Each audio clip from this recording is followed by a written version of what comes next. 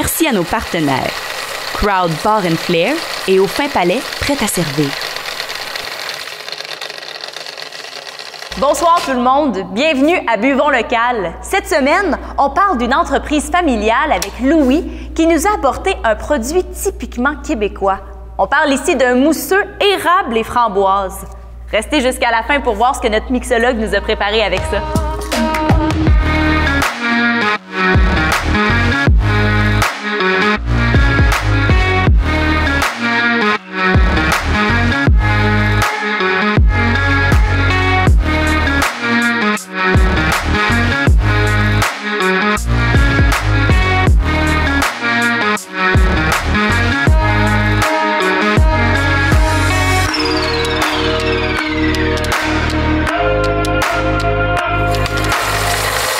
Bonsoir Louis! Bonsoir. Merci d'être avec nous ce soir, de venir nous parler de ce joyau familial qui est non seulement la cabane à sucre La Branche, mais le domaine La Branche. Absolument, domaine La Branche. C'est super. Là, en ce moment, ce soir, domaine La Branche. De où est né le domaine? Est-ce que c'est avec la cabane à sucre? C'est à part? Comment ça fonctionne? La question est pertinente. Effectivement, ça commence avec la cabane à sucre. Domaine La Branche, c'est érablière, verger vignoble. Puis c'est dans cette séquence-là, volontairement, parce que le cœur est l'érablière. Donc, ça a commencé avec la cabane à sucre. On est déjà cette année à 102 ans. Donc, c'est une cabane à sucre qui a parti de mon arrière-grand-père et ainsi de suite. Et c'est avec mon père qu'on a décidé d'apporter une autre dimension à l'entreprise familiale. Pas juste les repas, pas juste le sirop d'érable, mais de faire une gamme d'alcool haut de gamme, issu d'abord de l'érable. Puis par la suite, c'est ajouté la pomme et puis le raisin. OK, puis comment est venue cette flamme de se dire « Ah, on va créer une gamme d'alcool propre à nous, inspirée de l'érable ». Je suis obligé de dire que c'est un peu de mon père, qui est un vrai entrepreneur et qui nous a beaucoup inspiré en fait dans toutes ses idées très créatives. C'est une bébite. Ouais. Qui aime explorer toutes sortes d'avenues. Et puis, c'est commencé avec une plantation de vignes en se disant, on va planter les raisins et on va les vendre. Donc, il n'y avait pas nécessairement d'arrière-pensée de le vinifier, qu'on appelle, de le transformer en alcool. Et de ça, c'est par la suite, avec un peu de fabrication de cidre aussi pour la famille, pour les amis. Il faut savoir que les parents de ma mère sont bretons. Donc, le cidre a toujours été dans la famille. Et puis, on faisait déjà un très bon cidre. Mon père faisait un bon cidre et je l'ai accompagné dans les dernières années dans cette fabrication-là, dans ce projet-là un peu particulier. Et on s'est dit, bon, ben une plantation de vigne, on fait du sirop d'érable. Si on fait de l'alcool avec de la pomme, si on le fait avec du raisin, pourquoi pas le faire avec le sirop d'érable? C'est parti tout simple comme ça. Et puis donc, on a fait nos premiers essais, assemblage d'eau d'érable, sirop d'érable. On a obtenu un équilibre qui nous intéressait et puis on a mis des levures. Ça a lancé une fermentation et puis on a obtenu, on peut dire, le premier vin d'érable finalement. On était dans les pionniers, dans les premiers à le faire. On est certainement dans les plus importants aujourd'hui à le faire et c'est devenu notre marque de notoriété, notre référence. Puis de ça maintenant, en a résulté plusieurs autres cidres et vins issus de raisin, mais ça demeure que l'érable est au cœur de l'entreprise. De vos produits aussi, absolument. Est-ce que tous les produits ont cette touche, ce clin d'œil-là? On a voulu quand même bien différencier. Donc on a les cidres issus de pommes, on a les vins issus de raisin, et puis on a également les alcools d'érable. Donc tous et chacun sont 100% érable, 100% pomme, 100% raisin. Et ça, c'était vrai encore jusqu'à quelques années. Maintenant, bien, on parle de mousseux, érable et framboise. Et puis on commence à parler également de vins issus de raisin auxquels on va ajouter de l'érable pour avoir une petite touche un peu sucrée, un peu typique québécoise. OK.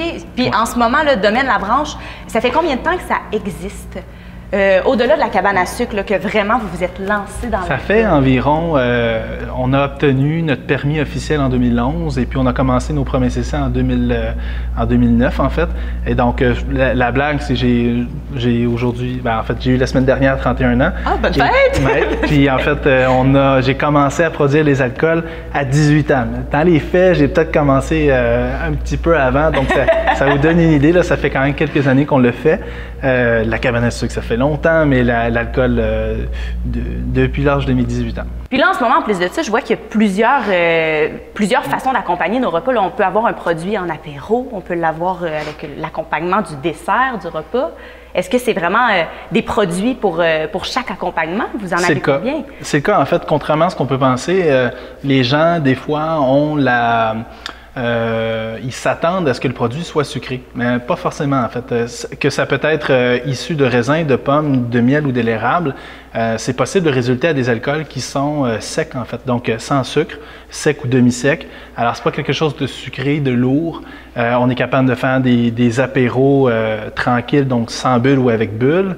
On peut faire de très beaux accompagnements de repas. On n'est pas dans la viande rouge, quelque chose de sauvage, quelque chose de très intense, mais on peut très bien aller dans tout ce qui est poisson, sushi, vin d'érable et sushi, c'est impeccable. À essayer. Sushi, tartare, tout ça, là, des fois avec la petite sauce sucrée qui est en accompagnement avec les sushis, c'est comme un fit parfait. Mais fruits de mer, ça fonctionne numéro 1, homard, crabe.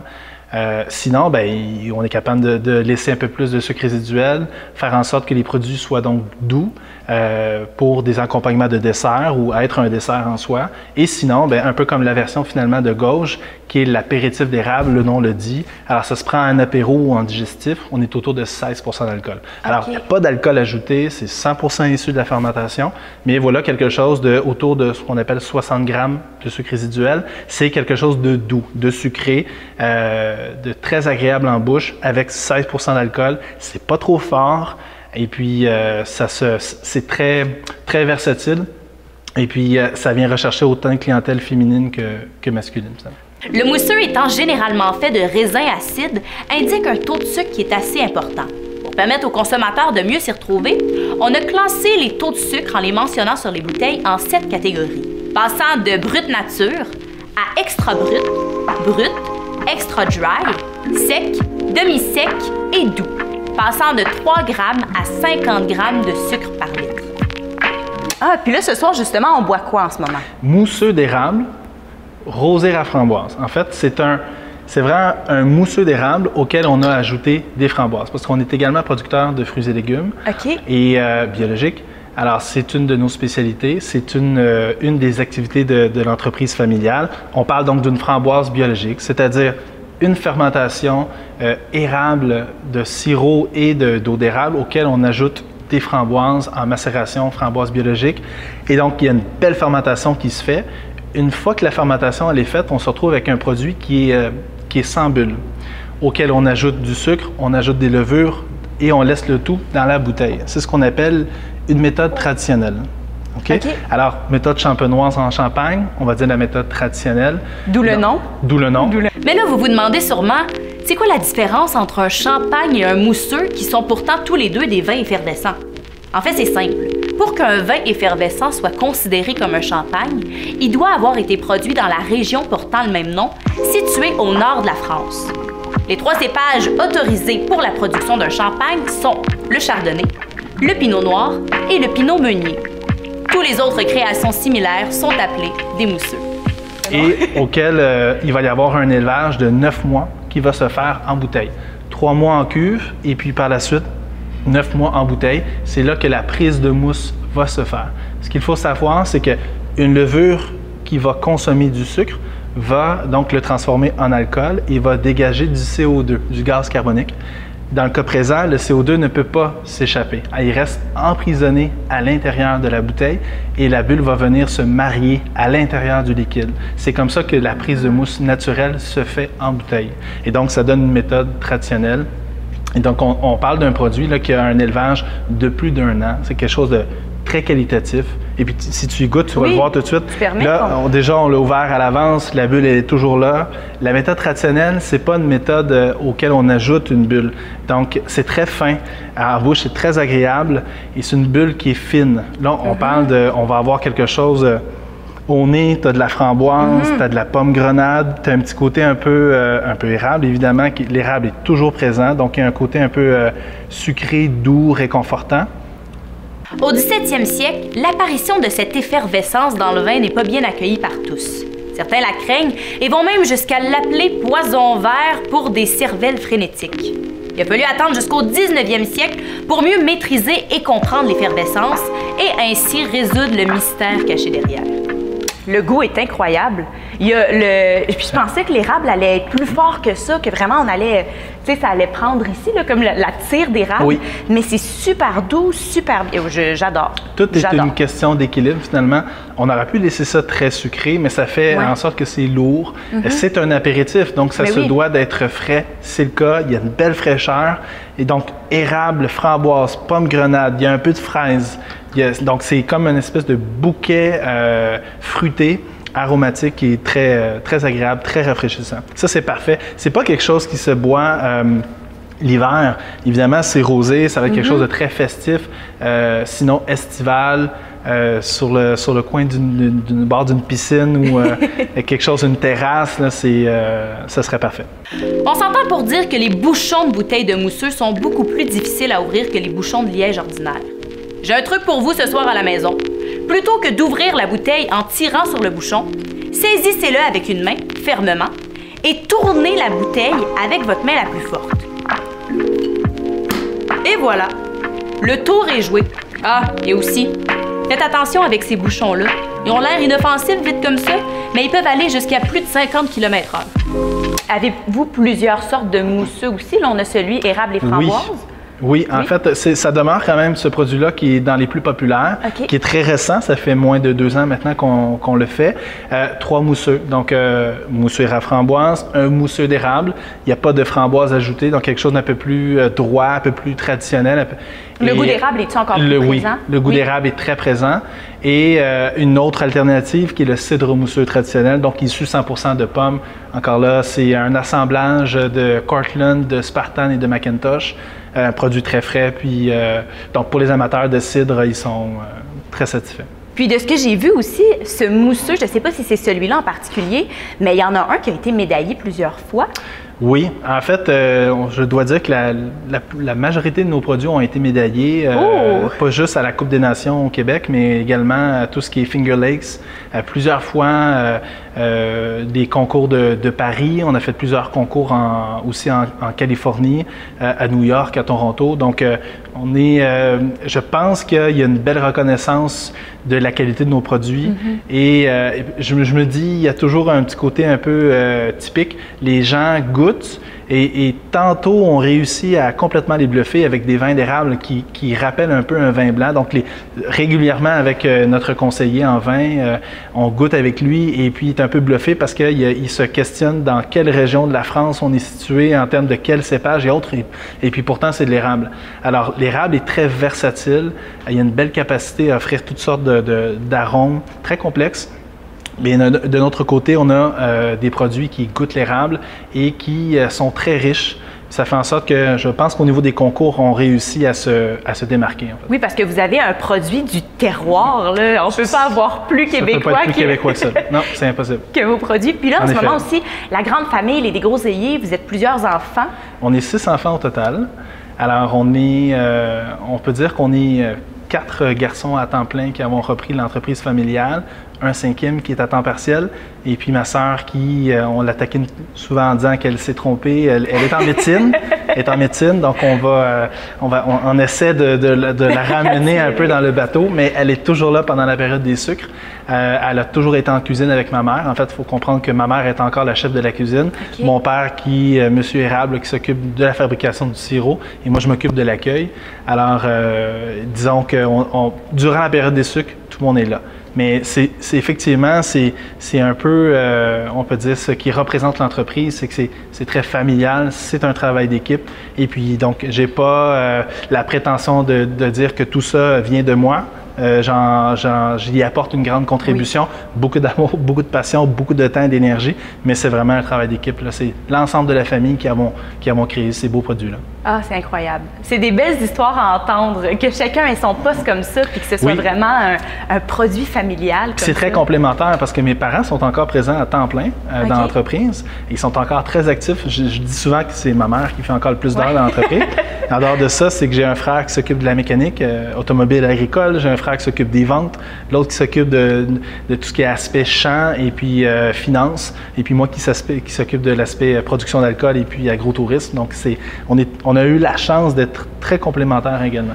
Puis là, en ce moment, est-ce qu'il y a des produits surprises qu'on va découvrir prochainement? Il y en a plusieurs. OK. Il y en a plusieurs. En fait, je vous dirais, le plus important, c'est issu de raisin. Alors, on a bien développé l'érable. On a fait nos marques de noblesse avec le cidre. Maintenant, on consacre encore plus d'énergie au niveau du raisin. Il y a eu beaucoup d'implantations de vignes dans les dernières années. Et puis, on a un produit qui va sortir très bientôt, au mois de mai, qui s'appelle une cuvée intégrale.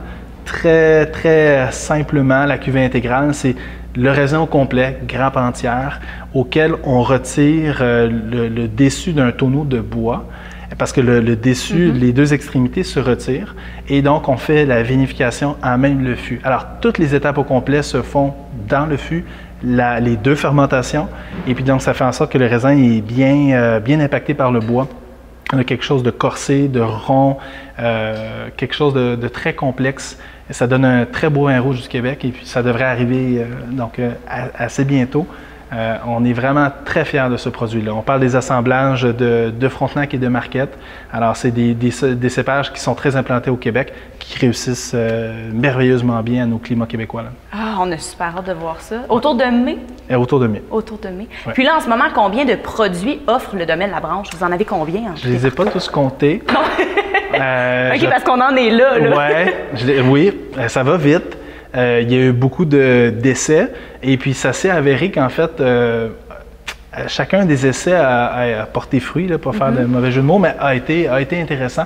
Alors, on s'est retrouvé à devoir un peu aller refaire par la demande. Je pense qu'on est rendu à 23. 23 produits. Oui, alors c'est sûr qu'on a des gammes plutôt classiques, donc qui reviennent en plus grande quantité, qui sont là pour fournir les SAQ, le domaine et puis donc d'autres points de vente, et des gammes plutôt édition limitée, comme la cuvée intégrale, comme la cuvée Marcel qui porte le nom de mon père, qui est un vin rouge également qui a plus de vieillissement en fût, donc qui a un peu plus de maturité.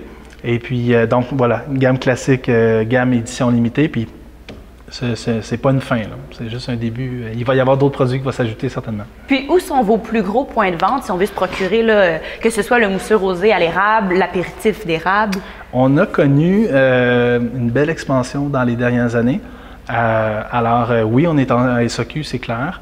Je me plais à croire dans la très grande majorité des boutiques spécialisées. Et on a certains produits de la gamme classique, vin d'érable, rosé érable framboise, qui sont dans les IGA, les métros, et puis Provigo et Maxi également. Donc, on est quand même... on a réussi à sortir l'épingle de notre jeu, là. C'est super. Eh bien, merci beaucoup d'avoir été là, Louis. C'est un honneur de recevoir une partie de la famille comme ça avec nous ce soir. Puis, on a quelques surprises que notre mixologue vous réserve avec le petit mousseux rosé. On vous revient tout de suite. Merci. Je t'en prie, c'est un grand plaisir. Barman depuis 16 ans, Pierre Gadouin a ouvert plusieurs bars et restaurants. Il est également cofondateur de Crowd, une entreprise événementielle de bar and flair. Il voyage autour du monde et a remporté plusieurs compétitions de cocktails. Pierre a amassé plus d'une dizaine de premières places. Barman, entrepreneur et mixologue, voici Pierre Gadouin.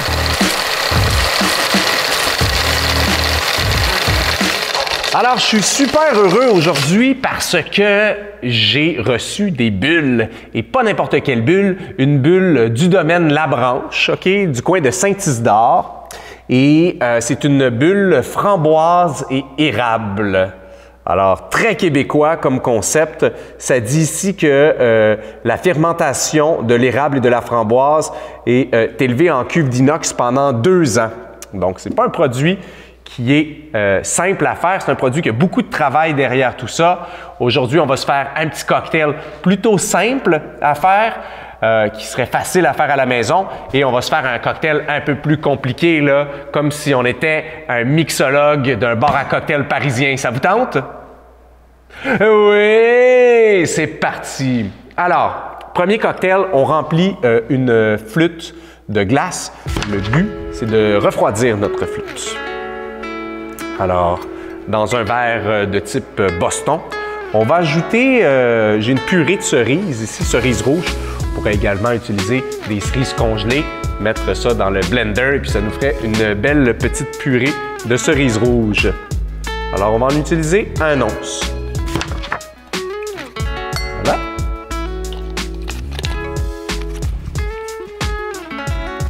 Ensuite, jus de lime, juste une petite goutte, un quart d'once. Vraiment pour dire qu'on vient aciduler le tout. Et là, si votre purée de cerise est déjà un petit peu acide, pas besoin de mettre de jus de lime. La mienne est légèrement sucrée, alors j'ajoute un quart d'once de jus de lime.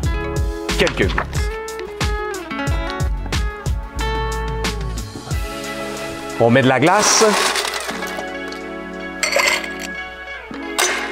Et on shake.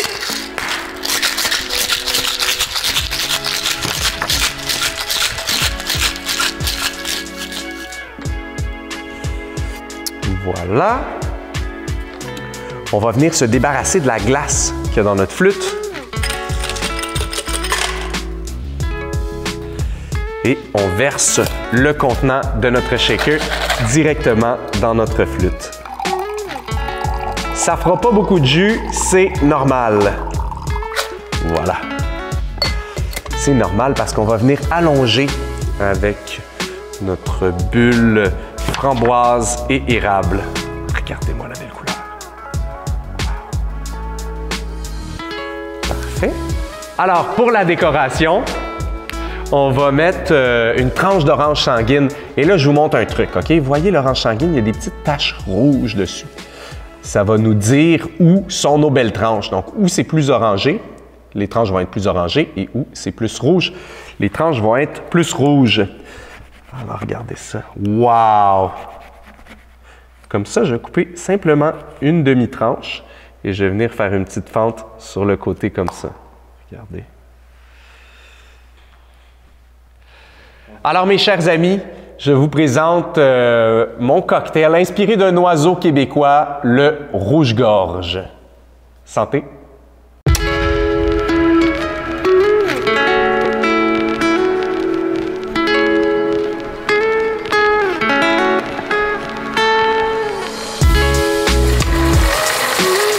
Alors, on a fait un cocktail super simple à base d'une bulle royale, érable et framboise. Le mot royal, c'est moi qui l'ai rajouté parce que c'est une bulle fantastique. Le cocktail était très simple. Là, on va en faire un petit peu plus compliqué, mais je vais vous donner tous les trucs pour pouvoir refaire ce cocktail-là facilement à la maison. C'est parti! Alors, première étape, on va remplir une flûte de glaçons, le but étant de refroidir notre verre au maximum. Ensuite, dans un shaker, hop, on va mettre 1 once de jus d'ananas. Voilà. Tantôt, on se demandait, est-ce qu'on dit 1 once ou 1 once? On dit 1 once. C'est féminin. Purée de pêche, même chose. 1 once de purée de pêche. Voilà. La mienne est légèrement sucrée. Donc, pour faire une purée de pêche à la maison, là, vous pouvez prendre des pêches en canne. Vous ouvrez la canne, mettez ça dans votre blender. Après, ça vous fait une belle petite purée de pêche. Mais la seule chose, c'est qu'elle va être légèrement sucrée. Donc, si vous avez fait comme moi, on va prendre un petit peu de jus de lime. On va mettre un quart d'once pour venir balancer ce côté-là sucré. Donc, un quart d'once de jus de lime fraîchement pressé. Alors, si vous n'avez pas le jus de la lime en soi, vous pouvez acheter une lime et juste presser la moitié de la lime. Ça devrait vous donner un demi-once. Prenez la moitié de ça. Voilà. Des petits bitters. J'en utilise pas souvent, mais ceux-là, je les trouve absolument fantastiques. C'est un produit québécois qui nous vient de Claudia Doyon, qui est une mixologue, qui a gagné plein de compétitions, qui a travaillé dans des restaurants de renom et qui a parti sa propre compagnie de petits bitters. Qu'est-ce qu'un bitters? Un bitters, là, c'est un concentré aromatique fait à base soit d'alcool, soit d'acide citrique. Donc celui-là, il est aux arômes de forêt. Ça va apporter un petit goût boisé. On va ajouter 8 gouttes. 1, 2, 3, 4, 5, 6, 7 et 8. Voilà. C'est vraiment tout en subtilité. Hein? Ce n'est pas le premier goût qu'on va avoir. Ça va vraiment ajouter une rondeur, une profondeur au cocktail et une petite touche d'amertume, bien sûr. Alors, notre base est complétée. On met de la glace et on shake.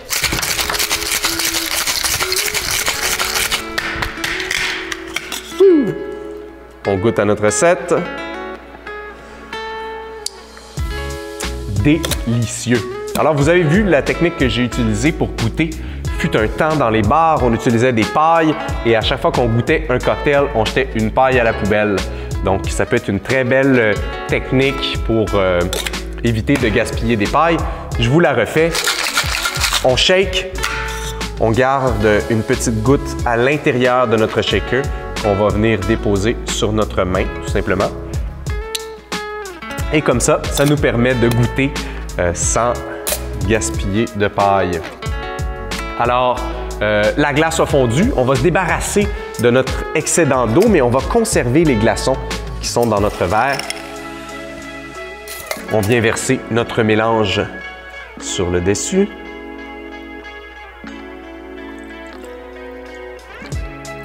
Ça devrait nous donner la moitié d'une flûte. Ensuite, on va compléter avec la bulle framboise et érable. Alors, regardez ça. Les beaux petits étages. Alors, pour la décorer, on va utiliser une feuille de pandan qui est beaucoup utilisée en cuisine asiatique. Ça va avoir des arômes de noisettes et regardez-moi comment c'est joli. Ça peut faire office aussi de bar pick pour mélanger le tout. On va également prendre une tranche d'ananas déshydraté qui va venir chercher le petit côté là, ananas qu'on a dans notre cocktail. Voilà. Alors, mes chers amis, je vous présente l'arbre et dans ses feuilles.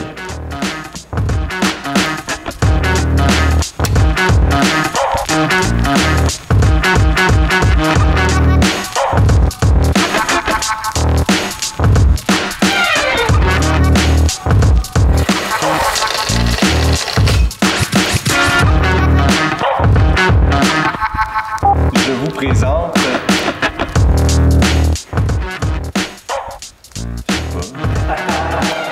la branche. Mes chers amis, je vous présente l'arbre et dans ses feuilles.